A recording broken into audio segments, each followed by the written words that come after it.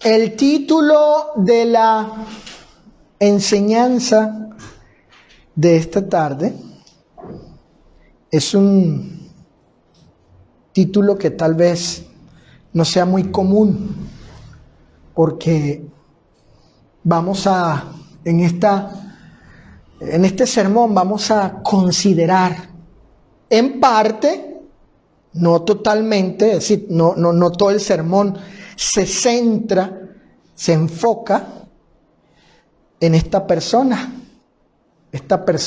llamada Jeffrey, mejor dicho, Jeffrey Dahmer.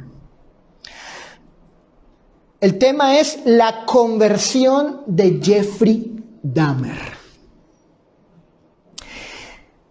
Y lo que vamos a tratar, el punto al que quiero que lleguemos es acerca de la necesidad del Evangelio, número 1, y número 2, de la gracia inconmensurable del Señor. Esas dos cosas las vamos a ver aquí en esta lección. Fíjense. ¿Quién era Jeffrey Dahmer? ¿Quién era ese hombre? Bueno, Jeffrey Dahmer fue un asesino en serie entre los años 1978 y 1991. Llegó a ser conocido como el caníbal de Milwaukee o el monstruo de Milwaukee, ya que fue un delincuente sexual, siendo homosexual, que cometió el asesinato y desmembramiento de 17 hombres y adolescentes. Por estos delitos fue sentenciado a cadena perpetua. Sin embargo, en 1994 fue asesinado en la cárcel por otro privado de libertad. Ahora bien, ¿qué sucedió particularmente con Jeffrey Dahmer durante los pocos años, que estuvo en la prisión? ¿Qué aconteció de manera particular con él? Bueno, fíjense, la revista Crónica Cristiana, una revista americana, de hecho es una revista manejada por hermanos en Cristo, tiene un artículo escrito por el hermano Bobby Ross Jr., donde explica que un miembro de una iglesia de Cristo en Oklahoma, el hermano, alguien que puede darte esa paz. Así pensó él. Obvio, no tenía a Jeffrey allí, pero es como si le estuviera diciendo eso. Luego, y según el artículo del hermano Bobby, el hermano Kurt le envió un curso por correspondencia donde enseñaba los 5 pasos para la salvación. Es decir, que el pecador para ser salvo debe oír el Evangelio, creerlo de todo corazón, arrepentirse de todos sus pecados, confesar su fe en Jesús y ser sumergido en agua, bautizarse para el perdón de pecados. Miren, Dahmer le regresa contestadas las preguntas, porque el curso contenía preguntas. Y le agradece por el curso al hermano.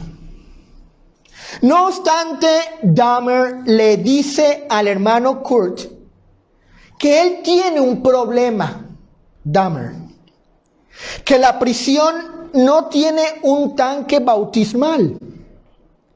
Y el señor Burkhan, el capellán, un religioso que había allí, sacerdote católico, no está seguro de encontrar a alguien que pueda traer un tanque adentro y me bautice. Eso le está diciendo Dahmer al hermano Kurt, al que le envió el curso. Y luego dice Dahmer, yo he tomado todos los otros pasos. Es decir, él ya entendió el evangelio, lo ha creído, está arrepentido de sus pecados y él está dispuesto a confesar que Jesús era el Cristo, el Hijo de Dios. Sin embargo, pues no había allí, según él, pues la manera de ser ¿qué? Bautizado en agua. Entonces el hermano Carter contactó al ministro de la Iglesia de Cristo en Madison, Wisconsin, llamado Roy Radcliffe. Este hermano, Roy, hizo arreglos para tener estudios bíblicos semanales con Jeffrey y le bautizó el 10 de mayo de 1994. No obstante, el hermano Roy dice que Dahmer le confesó que tuvo temor de la visita del hermano Roy. Que Dahmer le dijo, yo temía que usted me pudiera decir, no te voy a bautizar porque eres demasiado malvado, eres demasiado pecaminoso, no puedo bautizar a alguien como tú. Sin embargo, fue así como el hermano Roy le bautizó, no tuvo problemas, fue a la prisión y le bautizó. No obstante, otros predicadores sí tenían temor de ir con él para enseñarle el evangelio y bautizarle, pero el hermano Roy no lo detuvo, aunque sí él confiesa que estaba algo temeroso, pero venció esos miedos y sí fue. Así que Dahmer, después de hacer la confesión de su fe con respecto a Jesucristo, fue junto con el hermano Roy al área médica de la prisión, donde tenían una bañera lo suficientemente grande para sumergir a Dahmer. Él, colocado en posición fetal en la bañera y sobresaliendo solo su cabeza, el hermano Roy puso una mano sobre su cabeza y le dijo, yo te bautizo en el nombre del Padre, del Hijo y del Espíritu Santo para el perdón de tus pecados. Al salir del agua, el hermano Roy le dijo, bienvenido a la familia de Dios. Y Dahmer dijo, gracias. El hermano Roy describe la ceremonia como muy sencilla, silenciosa, sagrada y muy bonita. Tiempo después, Nancy Glass, periodista del programa Inside Edition, tuvo una entrevista con el recién convertido a Cristo, Jeffrey Dahmer. Hablando Jeffrey de su conversión, él dijo lo siguiente: yo soy responsable al Señor Jesucristo. Él será mi juez final. Luego Nancy le pregunta, ¿pueden tus pecados ser perdonados? Claro, es que tendrían que ustedes leer o informarse de los hechos que hizo este hombre llamado Jeffrey. Fue un asesino atroz de las cosas que hizo. O sea, es que en su época la gente no podía, y supongo que hoy tampoco, pero hizo cosas muy feas, muy malas. Hasta comió gente. Y niños o jovencitos estuvieron involucrados en el sentido de que fueron parte de la gente que él asesinó. Fue una cosa escandalosa, se supo en todo Estados Unidos y en muchas partes del mundo las acciones perversas, malvadas de este hombre. Entonces Nancy le pregunta, ¿pueden tus pecados ser perdonados? De hecho, les platico que vi el video de cuando familiares de las víctimas se presentaron ante el tribunal y les permitieron hablar a él para expresarle pues lo que ellos querían. Y es un momento tenaz eso, ver a sus familiares, ver el sufrimiento de ellos por lo que hizo este hombre. Entonces se entiende la pregunta de Nancy cuando sí le dijo a él, ¿pueden tus pecados ser perdonados? Dahmer le responde así: el Señor Jesucristo derramó su sangre y es suficientemente poderosa para limpiar inclusive mis pecados. Dahmer había conocido acerca del Evangelio y de lo que él podía recibir por parte del Evangelio de Cristo, en este caso el perdón de sus pecados. Él se convenció de que el sacrificio de Cristo podía, si él creía y estaba arrepentido, podía ser perdonado por el Señor. Así que, habiendo escuchado sobre la conversión de este hombre, hermanos, deseo que consideremos los siguientes 2 puntos. El primer punto: la necesidad del Evangelio. La necesidad del Evangelio. Miren,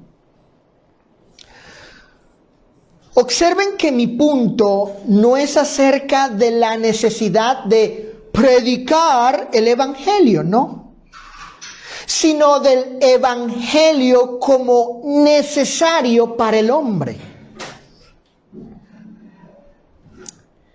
Si el hombre no necesitase un medio para poder recibir eficazmente el perdón de sus pecados, los cuales los pecados le llevan a la condenación eterna, ¿por qué Dios, no? ¿Por qué Dios desde la eternidad pasada ideó un plan, ideó el medio salvífico por el cual el hombre puede ser perdonado?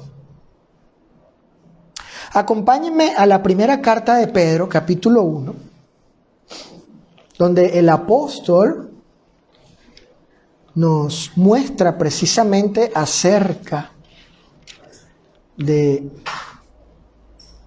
este plan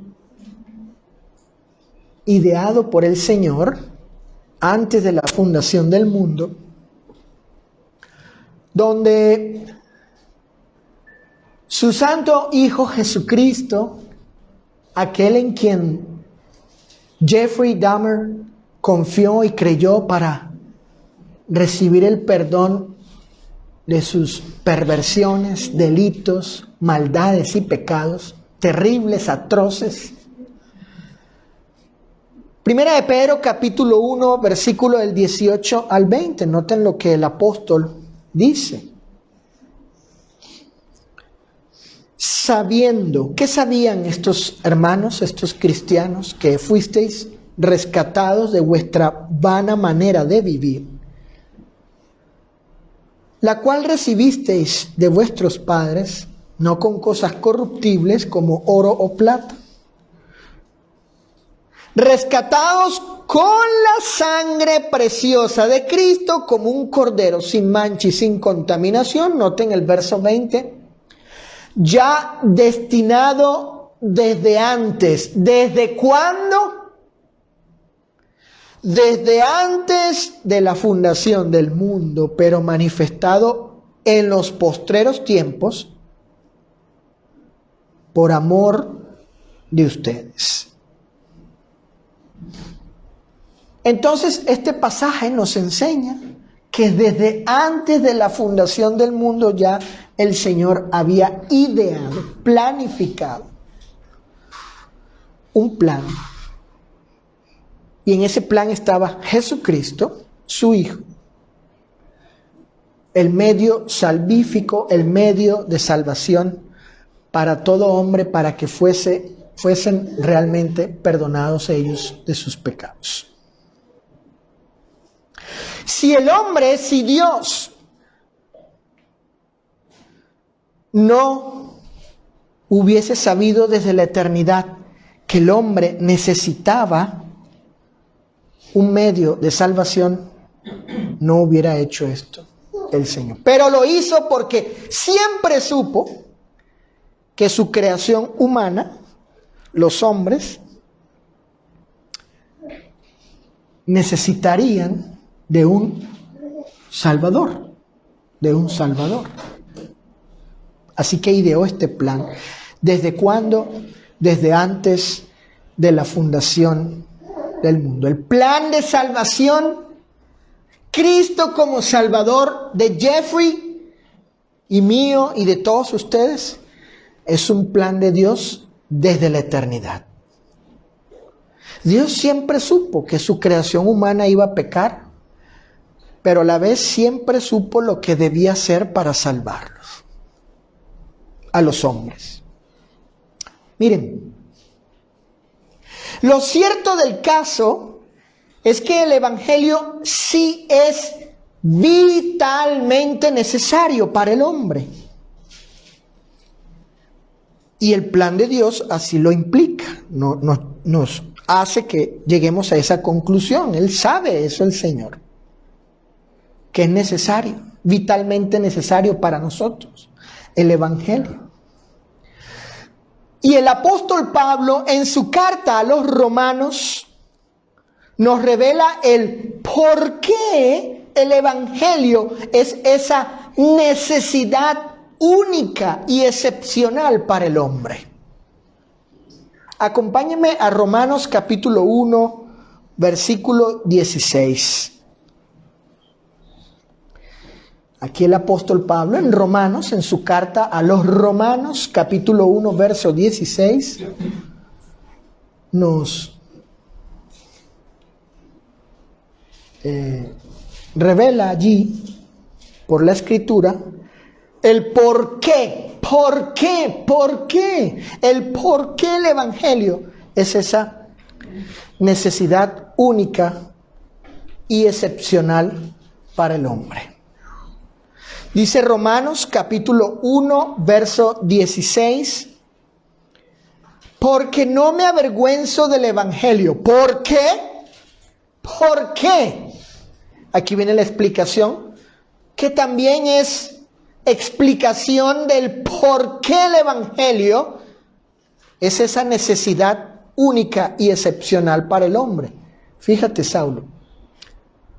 Porque es poder de Dios, ¿para qué cosa? Para salvación a todo aquel que cree, al judío primeramente y también al griego. Les invito a que escuchen estas dos versiones que tengo, distintas versiones del Nuevo Testamento, distinta a la Reina Valera 60. El Nuevo Testamento de Arcas Fernández traduce Romanos 1:16 de la siguiente forma: no me avergüenzo de anunciar este mensaje, el Evangelio, que es fuerza salvadora de Dios para todo creyente, tanto si es judío como si no lo es.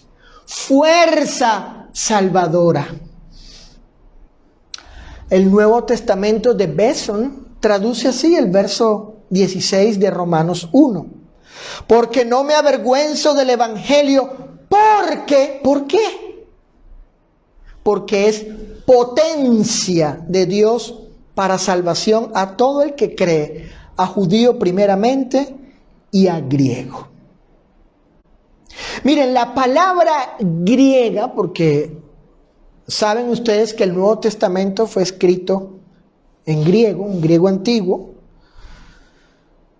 La palabra griega allí, que es traducida en la Reina Valera 60 por poder, vayan al texto, dice Romanos 1:16, porque no me avergüenzo del Evangelio, que es poder de Dios para salvación. Bueno, esta palabra tiene el significado de potencia y fuerza. Y el apóstol Pablo usa esta misma palabra en otro texto para indicar precisamente eso. Para indicar esta cualidad, esta característica del Evangelio. En la primera carta a los Corintios, por favor, primera carta a los Corintios, capítulo 1, versículo 18. Primera carta a los Corintios, capítulo 1, versículo 18. Así dijo el apóstol Pablo. Porque la palabra de la cruz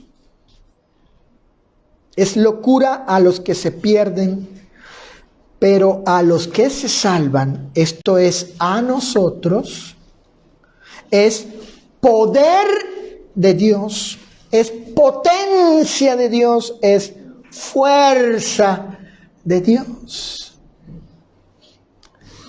Aquí Pablo usa la misma palabra que en Romanos 1:16.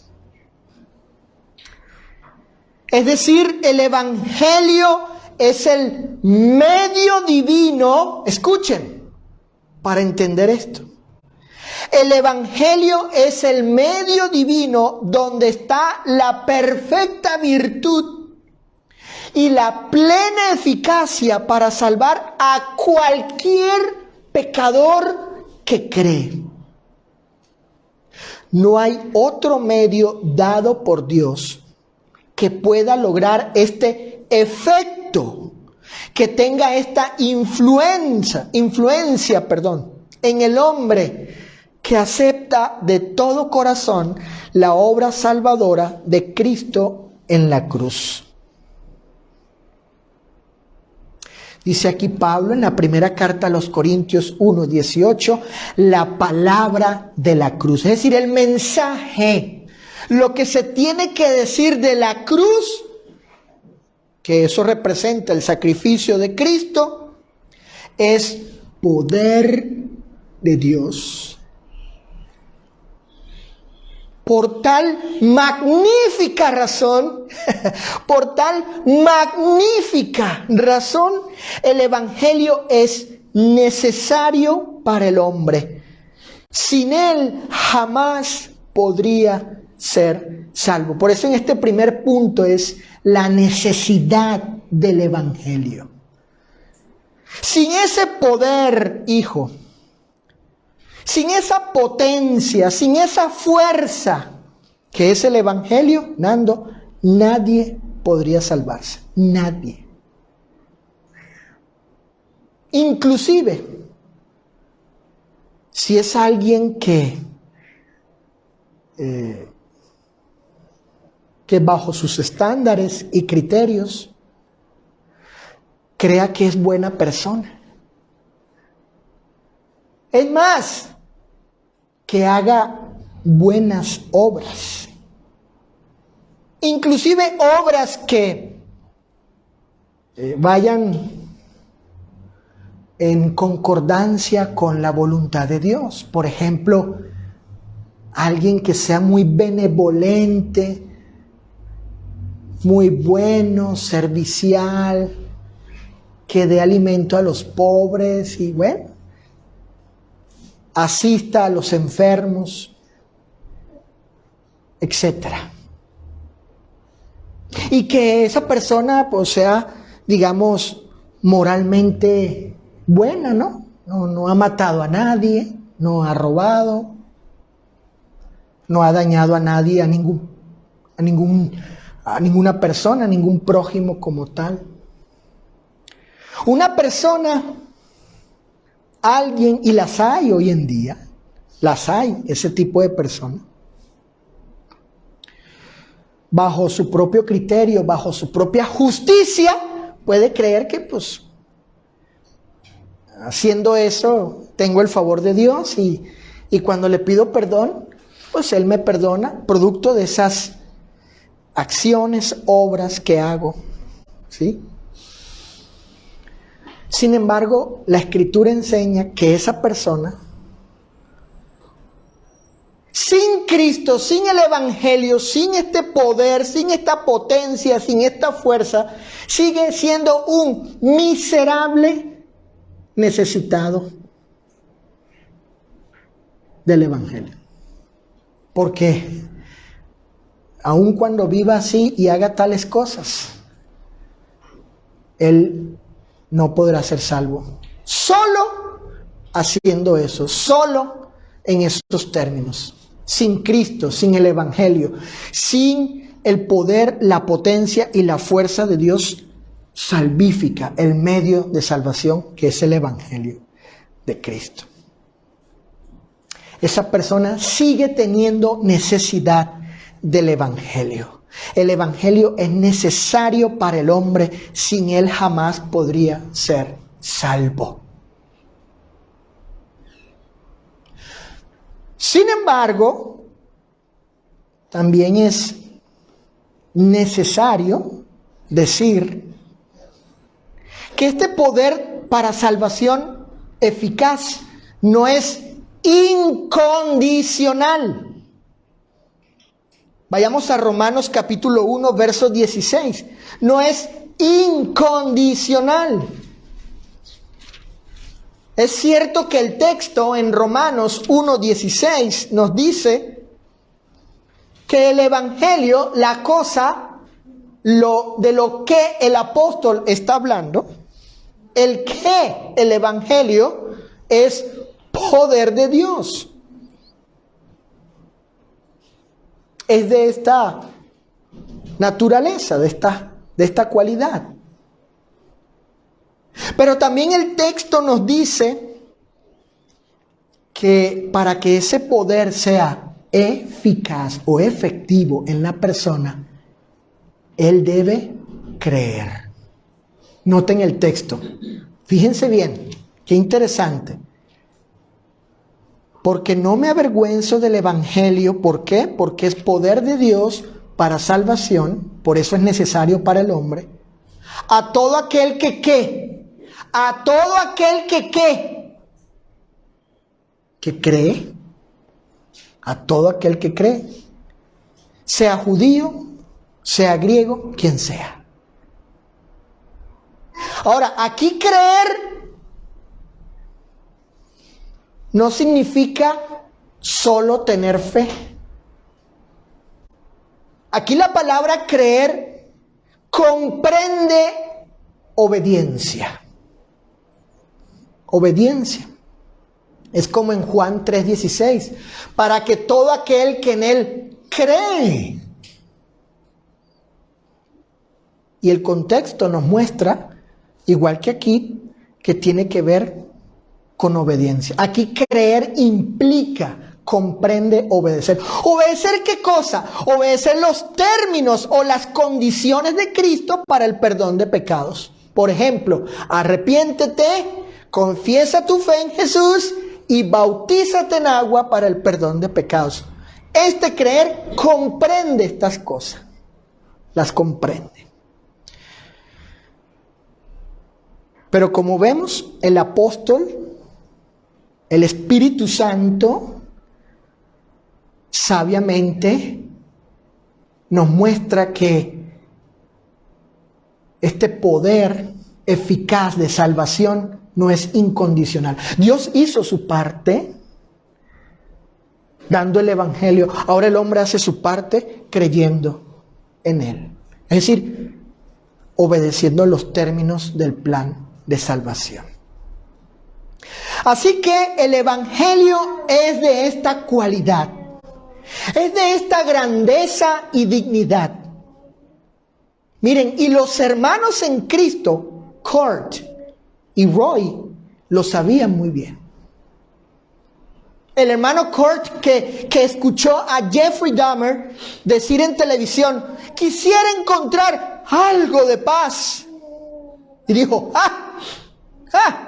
yo sé cómo. En Jesucristo. Y le envió el curso. Y de hecho, en la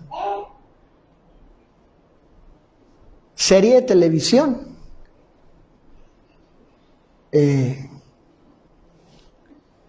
que no recomiendo la vean menores de edad, porque es una serie en Netflix bien cruda. Yo a mis hijos no les permití ver eso.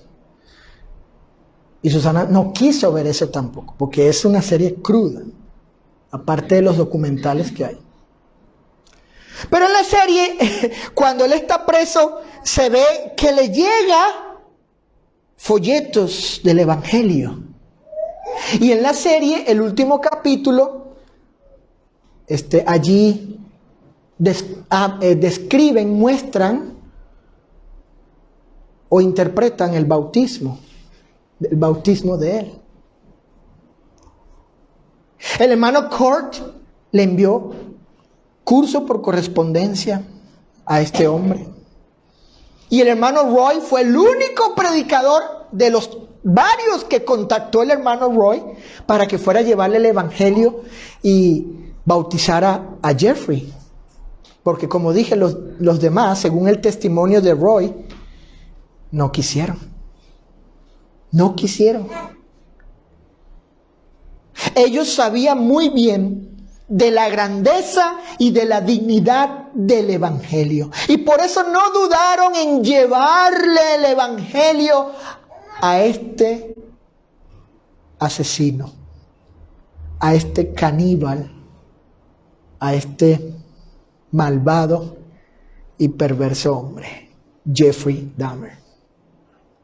No había otro medio que pudiese salvar el alma de Jeffrey de la condenación eterna por sus terribles pecados que el Evangelio de Cristo. El poder de Dios para salvación a todo aquel que obedece el plan de salvación. Jeffrey necesitaba el Evangelio de Cristo. Jeffrey llegó a tener esta única y excepcional necesidad, la necesidad del Evangelio. Así como cualquier persona hoy en día, si desea ser salvo, esa persona, ella tiene necesidad del Evangelio, porque no hay otro medio potente y eficaz para salvar al hombre que el Evangelio de Cristo. Inclusive para salvar a un hombre como Jeffrey Dahmer. Y a mí en lo personal me alienta, me motiva el ejemplo de Kurt, del hermano Kurt y el hermano Roy. A diferencia de otros predicadores o ministros que no quisieron ir a llevarles el Evangelio. Inclusive la mitad de la iglesia donde predicaba el hermano Roy se salió después que él fue a llevarle el Evangelio a Jeffrey y de bautizarle. Se salieron. Y lo que argumentan muchos es que no es posible que Dios perdone a ese hombre. Ese es el punto ahí en conflicto que hubo y hay. ¿Será que Dios puede perdonar a alguien así? Me preguntó mi hijo Saulo, ¿será, papá? O sea, el Evangelio de Cristo, Cristo de verdad puede perdonar a alguien así como como usted dice, que Él me habla de usted, así de malo, así. ¿Habrá sido sincero? Me preguntó él, ¿de verdad estaba arrepentido? Y le dije, hijo, nosotros lo que juzgamos son hechos. No tenemos nosotros la capacidad para juzgar las intenciones. Solo Él y Dios saben cuán sincero, cuán honesto, cuán verdadero era Él. Los hechos que tenemos es que Él aceptó la condenación civil, la pena que le impusieron, reconoció sus malos hechos. De hecho, pidió la pena de muerte para él, porque él decía que merecía morir por los hechos que había hecho.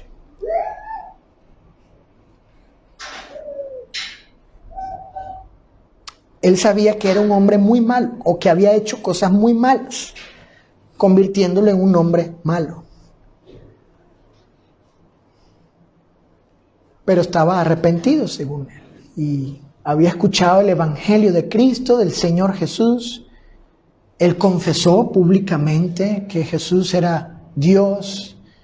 Habló del Padre y del Hijo y del Espíritu Santo, del sacrificio a esta reportera y a otro reportero que lo entrevistaron.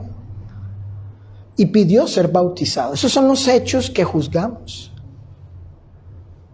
No tenemos nada, le decía yo a Saulo, de parte de él para decir, no, él no fue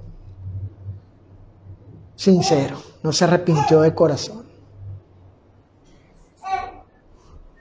Y el hermano o los hermanos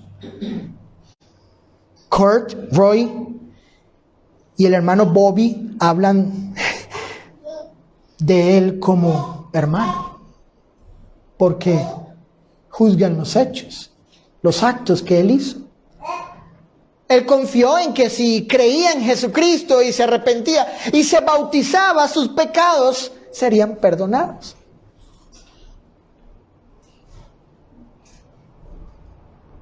El día que lo dejaron a él, antes de darle la sentencia, donde él le pide al juez, usted sentencie lo que tenga que sentenciar, yo acepto lo que se me diga, no estoy pidiendo ninguna clemencia ni consideración, merezco lo que ustedes consideren, lo que diga la ley.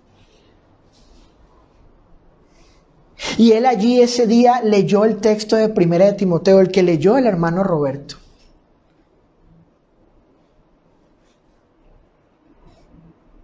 Diciendo pues que él ciertamente había hecho cosas terribles como el apóstol Pablo, pero que tenía esperanza de hallar como Pablo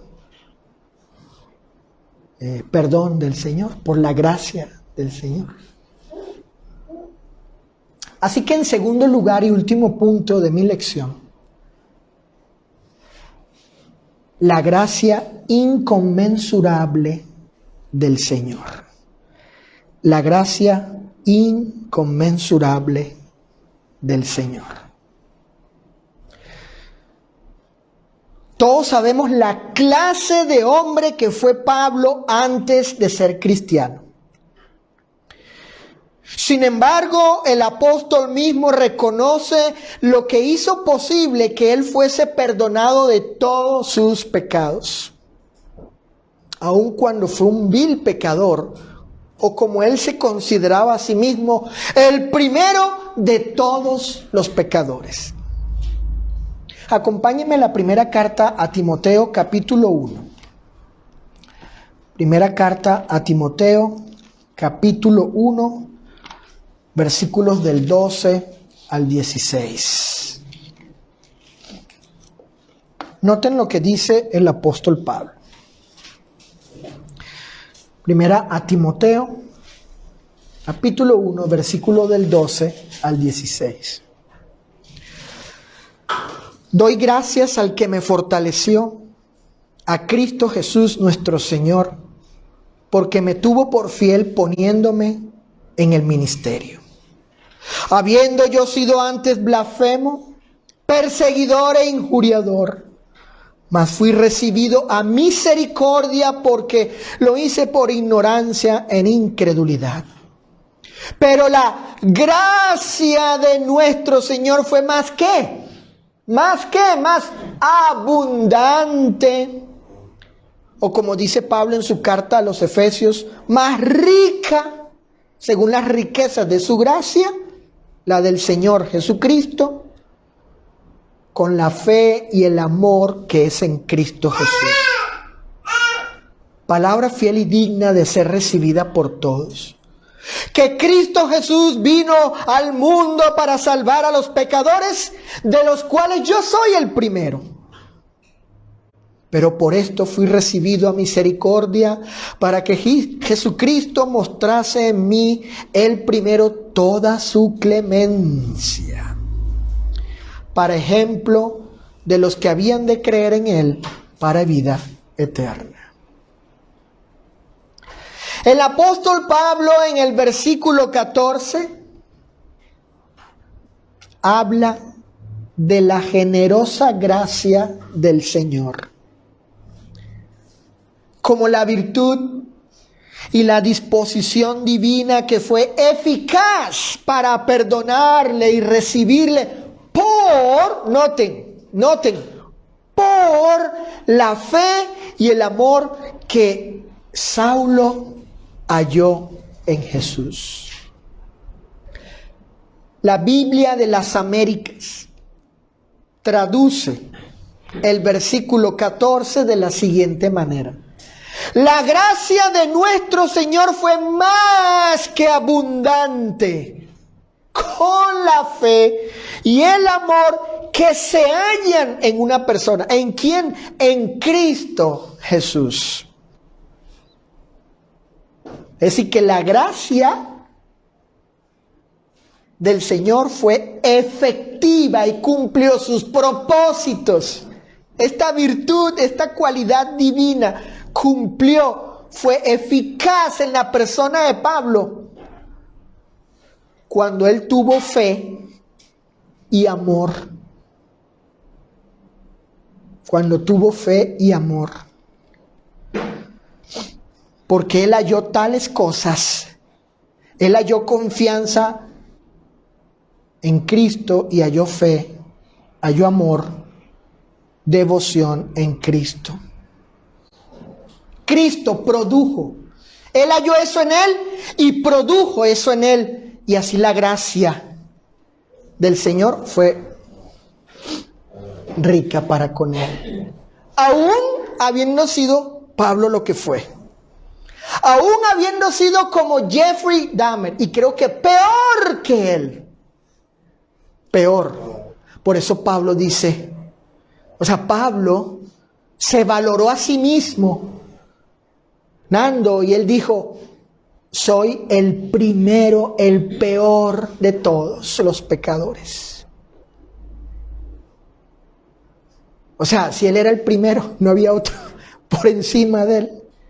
Todos, incluyéndonos, estamos por debajo de él. La gracia del Señor consistió en no tomarle en cuenta al hombre sus pecados para condenarle, sino en concederle la oportunidad para que se salve. En otras palabras, Dios no nos dio lo que merecíamos por nuestros pecados, sino que nos dio lo que no merecíamos para salvarnos. Ese pensamiento lo describe Pablo en la segunda carta a los Corintios 5:19. Que Dios no tomó en cuenta los pecados de los hombres, porque si lo hubiera hecho, estaríamos perdidos. sino que Él quería la reconciliación, que el hombre se reconciliara con Él, pero por medio de Cristo. Dio algo el Señor. No nos dio lo que merecíamos, la condenación, pero nos dio lo que no merecíamos, la salvación. Eso es gracia. Y el apóstol reconoce en su carta a Timoteo que fue beneficiario inmerecidamente de las bendiciones de la generosa gracia del Señor. Como él dice en su carta a los Efesios, Pablo, según las riquezas de su gracia. Y aquí dice el texto que esa gracia fue más abundante que sus pecados. Sus pecados eran estos: muy malos, feos, perversos, tenaces, crueles, viles, inmundos, sucios. Pero la gracia era más abundante en Cristo. Luego, y en consecuencia, Pablo declara lo siguiente en el verso 16. Primera a Timoteo 1:16, leo la NTV. Dice: Dios tuvo misericordia de mí, para que Cristo Jesús me usara como principal ejemplo de su gran paciencia con aún los peores pecadores. De esa manera, otros se darán cuenta de que también pueden creer en Él y recibir la vida eterna. En otras palabras, la gracia inconmensurable, que significa que es enorme, que por su gran magnitud no puede medirse. Eso significa inconmensurable.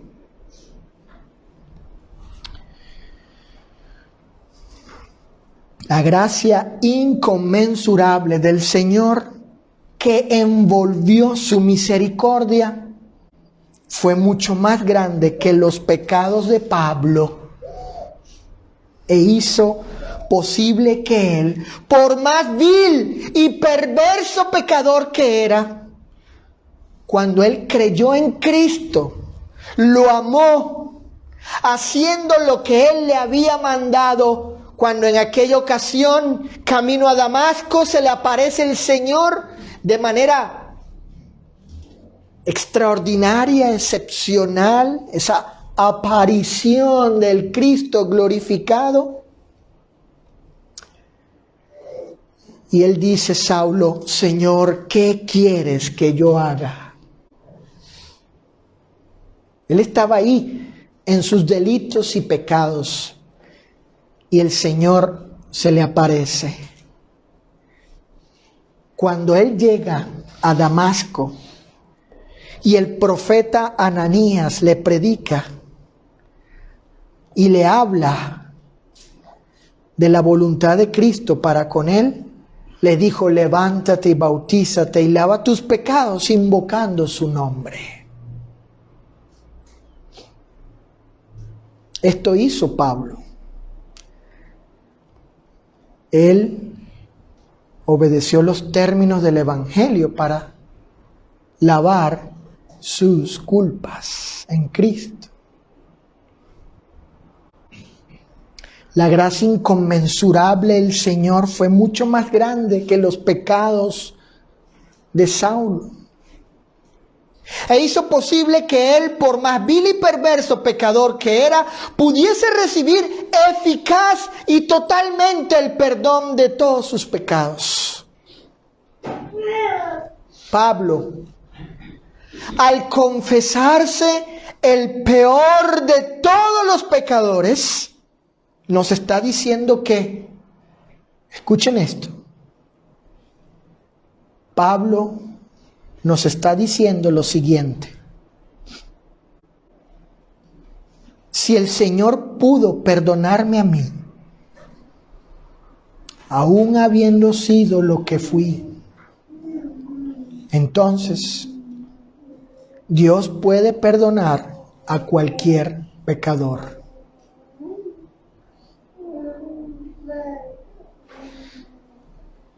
Y allí estaba incluido Jeffrey Dahmer. Pablo fue una prueba viviente de que Dios podía salvar a cualquier pecador sin importar cuán perdido estuviera. Por tanto, Jeffrey Dahmer podía confiar, y lo hizo plenamente, en las palabras de Pablo. Porque el apóstol, su conversión a Cristo, por determinación divina, había llegado a ser el modelo escogido, así lo determinó Dios. Fue elegido de manera excepcional Pablo, y luego su conversión, porque él así lo quiso, diciendo que no fue rebelde a Dios. Había llegado a ser Pablo el modelo escogido para mostrar a todo hombre que él no solo quiere el Señor, sino que también es capaz de perdonar al peor de todos los pecadores. Pablo es el tipo, porque así es la palabra griega que aparece allí, traducida en la Reina Valera, en el versículo 16, como ejemplo. Noten el 16, pero por esto fui recibido a misericordia, para que Jesucristo mostrase en mí el primero toda su clemencia, para ejemplo. La conversión de este malvado, perverso, vil pecador, Saulo, vino a ser ejemplo, tipo, modelo de que Dios puede y quiere, está dispuesto a perdonar al peor de todos los pecadores, porque perdonó al peor de ellos, Saulo.